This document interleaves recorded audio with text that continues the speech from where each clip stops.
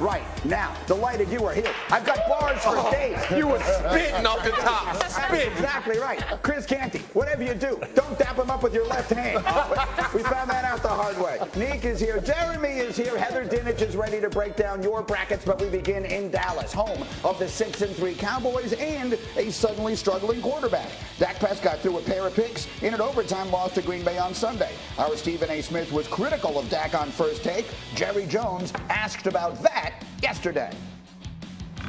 Yesterday, he said Jerry Jones has not gotten his money's worth out of Dak Prescott. He could be this team's weak link. I can say that's not correct. The strength that I look at of our chance to win a championship is Dak and his leadership at that position. Does that mean that Dak's going to win every game or make every comeback or every key situation? You can answer that one. Of course not. But by the same token, if you were constructing the possibility of competing for a Super Bowl, I would start right there with Dak. All right, so there is the comments from Jerry Jones. A lot of people had mixed opinions on the entire sort of tete-a-tete there. You got Dak, you got Stephen A., you got Jerry Jones. Where do you fall on Dak's level of culpability for what could have been a very tough loss in Green Bay on Sunday? Well, he's got to own some of it, but I think it's much more of an indictment on that skill position core, specifically the receivers in Dallas. And when you look at what they do, especially on third down, they're awful. Their receivers are 27th in creating separation on third down. And that's why the Cowboys struggle throughout the entire year, whether Cooper Rush or Dak is the quarterback. They're 26th in plays per drive. They've got to find a way to get more firepower on the edges. They've got to go out and sign Odell Beckham immediately. Nick, you talked about it last week. That's something that they've got to do because it showed up in overtime on that 4th and 3. You need somebody other than CeeDee Lamb to be able to beat man coverage. They don't have that dude. Cowboys receivers, other than CeeDee Lamb, only 2 touchdown grabs on the year. I understand what you're saying. Do they also have a tendency with Dak back to get a little pass happy? That's one of the things that I've heard people suggest here. At the end of the day, they were running it effectively. At least the numbers suggest they were running it effectively on Sunday, and yet they threw the ball a lot more than they ran it. Yeah, they did. And here's the thing. In the fourth quarter, you'd like to see them be more run-centric, but then you're worried about the workload that you're giving Tony Pollard, and you don't quite trust Malik Davis in those situations. So I can understand why Kellen Moore got away from it a little bit, but it wasn't that skewed. We're talking about 8 pass attempts versus 6 rush attempts. So it's not like the Dallas Cowboys had an issue with trying to run the football, but when you can't convert on third downs, that's where it becomes a problem in terms of being able to stay with the run and salt the game away. Yeah, when you only run 14 plays, it's hard to have that kind of distribution, but that might be one of the reasons they only run 14 plays. So I asked the musical question before we began. Jerry sounded like he had Dak's back, but did he lack the smack when he whacked back on the flat? That is the question. Hot 16. That I'm trying to ask. Yeah, I mean, what it comes down to for the Cowboys to me is their defense. Like, you're reliant on their defense. Their defense is the best thing that they have, and that's what they are dependent on.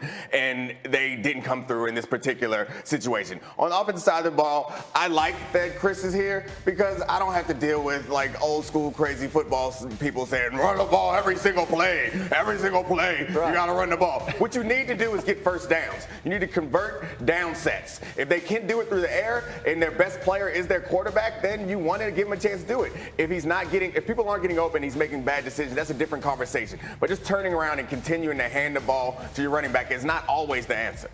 Jeremy, as you talk to people, because you're always talking to people both inside and outside that building, what are they saying about Dak Prescott right this minute? Well, I'm not going to lack the slack for Dak. We're going to run it back because I've asked some teams last night and this morning, and they say, look, this is still a top 10 to 12 passer in the NFL. That hasn't changed. 55 and 34 as a starter. And so he missed a month with the injury. So we're going to pump the brakes a little bit. And you have quarterbacks that come and go. This is a guy who's still proven. I expect a spite game this weekend against Minnesota. A major response. It's a phenomenal game on the schedule. Obviously, the Cowboys coming off a loss, the Vikings coming off what might have been the best win of the season. There's really only one question that I think matters to Jerry Jones right now, regardless of how well or poorly the quarterback plays. Does this have the look of a Super Bowl team? We see the Eagles finally lose. We'll talk about them a little bit later. They get a measuring stick against the Vikings.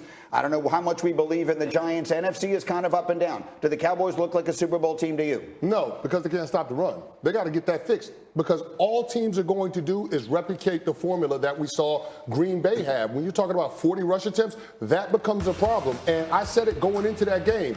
They needed to come out there with multiple tight ends, big personnel, and run directly at the Dallas Cowboys. Make them pay a price for having those athletic jump-around guys that love to rush the passer. Dallas can't jump into nickel and dime and other sub-packages when you're coming out there with big people. And as a result, when Dan Quinn tried to match personnel, Micah Parsons moves from a guy that's on the ball to off the ball. And then you got offensive linemen with 60s and 70s numbers running up on them. You neutralize the best player on the defensive side of the ball in the National Football League. First game in Micah Parsons' career where he didn't record a quarterback pressure. One of the teams are going to do that. Offenses are going to replicate that to see if the Dallas Cowboys can stop it. And I don't think they have the personnel to do it. One of the challenges that I think the Cowboys have is that their defense is built to stop the pass. It's a modern NFL defense, but we're encouraging their offense to slow down the game and run the ball. They should be trying, I know we want to run the ball. They should be trying to score and get up so that they put their defense in the position to do the right thing. So while everyone's like, you got to run the ball, take the pressure off Dak. No, to me, that's not the answer for long-term success for them. The answer is to lean on what you do best, and what you do best is rush the passer, create turnovers. And in order to create that situation, they need to score points, and they need to throw the ball. I hear you. Now, the counter-argument to that is they had a 14-point lead in the fourth quarter of this game and didn't hold on because the Packers stayed patient in their running game, which brings us to Green Bay. Packers have no time to celebrate that win from Sunday because they play tomorrow night. They take on Tennessee. This just days after Rodgers and company kept their season alive with that comeback win. And Rodgers, of course, connecting with Christian Watson for 3 touchdowns, and their running game came to life. Yesterday, Rodgers was asked if all that was sustainable. I don't know. I mean, sustainable is become one of those words that gets said a little bit too much, I think, this year. So I'm going to stay away from sustainable. I think it's all week to week. It really is. You try and find your identity throughout the season. In fact, the most important identity is competitive greatness and going out there and playing your best when your best is needed. We hadn't played a 4-quarter game all season. I felt like that was really close Sunday.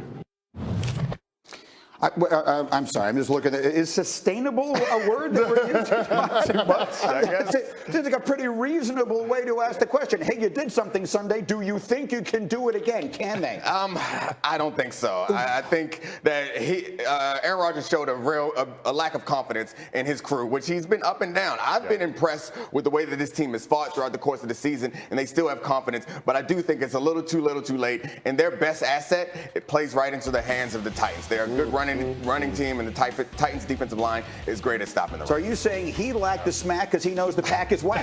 I'm gonna play. You were listening to Big Pun this morning. You don't know what I'm talking about. I'm playing for you in the break. That's what you reminded me of. I was listening to Taylor Swift this morning, but that's neither here nor there. Actually, it took me 20 minutes in the car to write that. True story. Now I've forgotten the question because you've distracted. No, the question is it sustainable? I know Aaron doesn't like the word, but it seems like a pretty reasonable question to me. Is that the formula for that team? They need to win. They're in the playoffs now, right? They basically need to win every game, and Tennessee isn't easy for anybody. Can they do that to the Titans tomorrow night? Well, Aaron Rodgers needs to pipe down. He's being too loud. But here's the thing. I do think there is a potential for this to be the formula that they replicate down the stretch. Now, I don't think they're going to have much success against the Titans, but they'll have opportunities against teams that are on their schedule in the back half. But what you saw